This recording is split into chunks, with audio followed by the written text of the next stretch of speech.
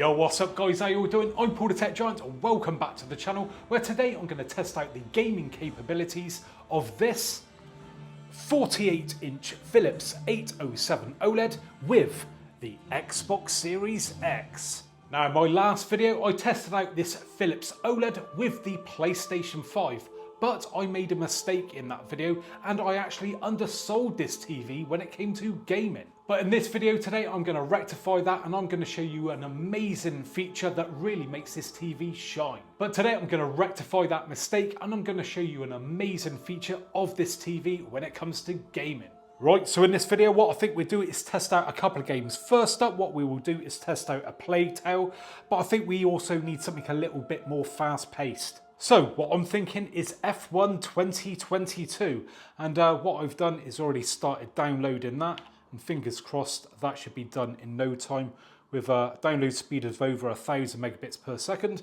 Yep, that should be done pretty quick. Now before we actually start playing anything, what I've done, I've come to the general TV and display options on the Xbox Series X and we're going to go to 4K TV details and see what this TV does or doesn't do.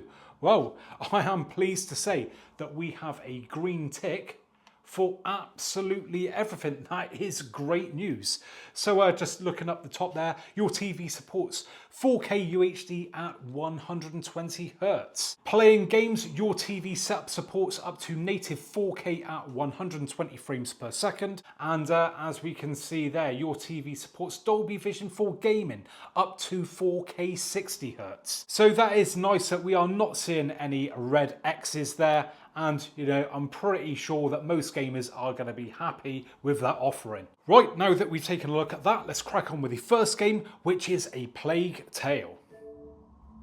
Wow, how clear does that look?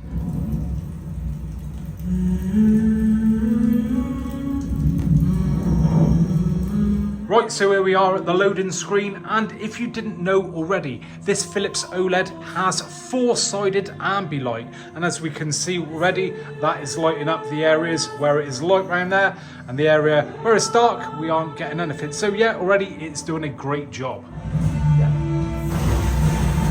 Right, so we are underway, and yet again, we can see those ambilights there shining through, replicating the flowers just there, looking absolutely amazing. And again at the top here, it's trying to match up with the colours that are on screen on the top of that roof there, doing a great job. Now I just want to take this opportunity to say a big thanks to the guys at box.co.uk for sending over this TV once again. And if you are looking to purchase one of these TVs or something else, please go and check out their link in the description. I have actually got an affiliate link for this TV, so if you buy it from Box, you'll actually be supporting the channel at the same time. And they are a great company. They sort me out with TVs to test out for you guys, which allows me to make videos like this. So yeah, it'd be great if you could support them with your next TV purchase. Right, so cracking on then, and this is looking absolutely stunning. Just check that out. What an image. Now just moving on a little bit, and my God, again, how nice does that look? Absolutely stunning. Again, look at those ambilights shining through there.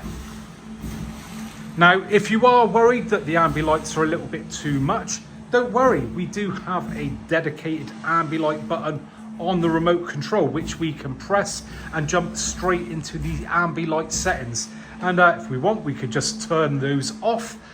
But we do have other options as well. So we've got things like standard, natural, sports, vivid, depending on how intense you want it and how you want it to sort of follow around the image on this screen. So if we go to game, as you can see, it's more localized there. It's not so spread out across the four sides of the screen there. But I've put it on vivid just to, let me go back there a second. I've put it on vivid to just give you a better demonstration of it. It stands out a little bit more on camera, because in person you can see it a bit better, if I'm being totally honest. When I've got it in game mode, it doesn't come through on camera quite as well as it does as in person.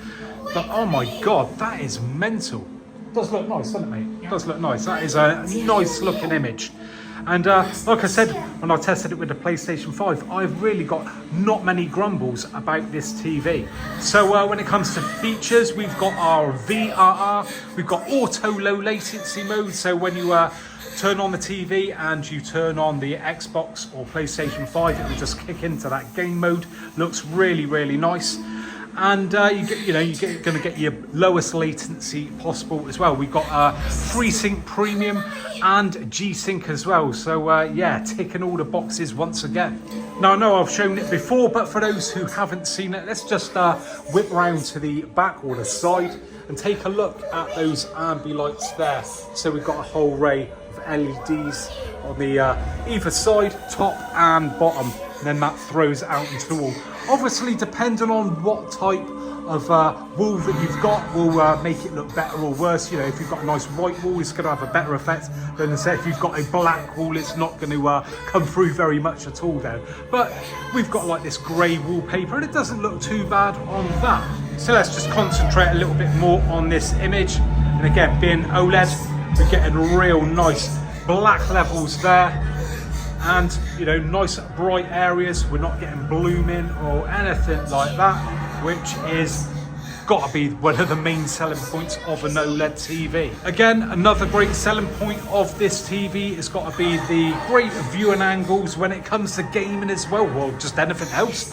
So if we sit over to the side there, you know, you can have a mate over, you're playing 2-player or something, they're off to the side, they're going to be getting a great experience as well. I mean, look at that, even when we come around the side here, look at that, nice and crispy. Other TVs, you walk around the side, they start losing their colour, the brightness, you know, just looks all wishy-washy. But OLEDs always do look mint when you walk off dead centre. Obviously, they're still not absolutely perfect, but it's about as good as you're going to get. EA Sports, to the game.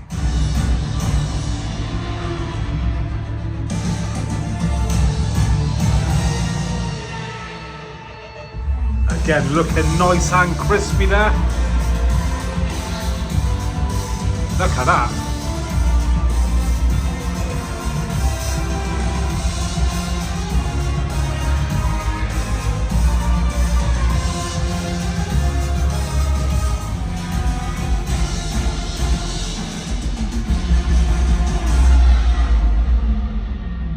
Okie dokie then, we are underway. And once again, those ambi lights doing a great job there, matching up with the red from that Ferrari. We've got the blue there from the sky being replicated as well.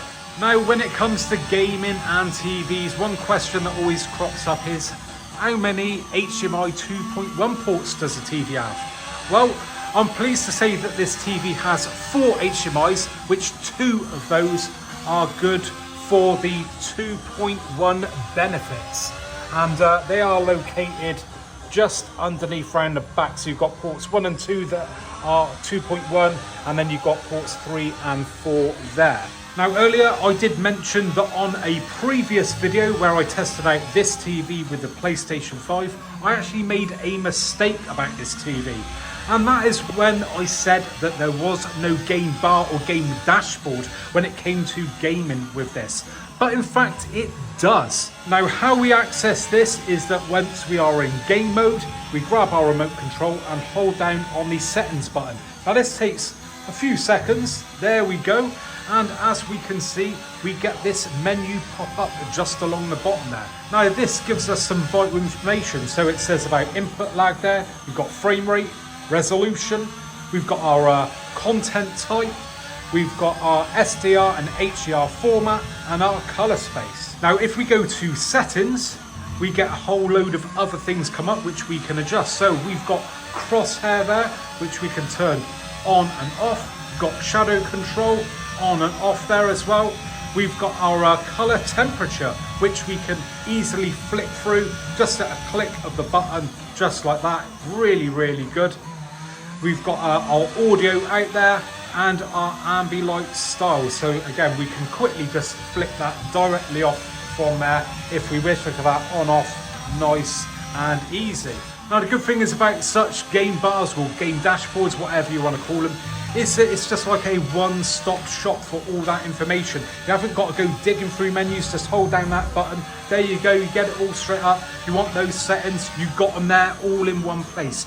Nice and easy to access. So yes, this is another great addition to this TV and another selling point for when it comes to gaming. So I think it's fair to say that when it does come to gaming with the Xbox Series X, this TV does tick plenty of boxes. In an ideal world, maybe we could have had 4 HDMI 2.1 ports, but 2 is probably going to be enough for the average consumer. So overall, this TV, when it comes to gaming, gets a big thumbs up from me. It is a really, really good TV. And definitely exceeds my expectations of what I expected from a Philips TV. And there you have it then, guys. Now, could you please do me a big favour? If you have enjoyed the video, just reach up and hit that thumbs up button. Do it now. Only takes a second. Means this video will get promoted to more people, which means I get more views, which is a good thing for me. And if you'd like to see more videos like this in the future, then please consider subscribing. So, thanks very much for joining me today, and hopefully I'll catch you guys on the next one. Bye for now.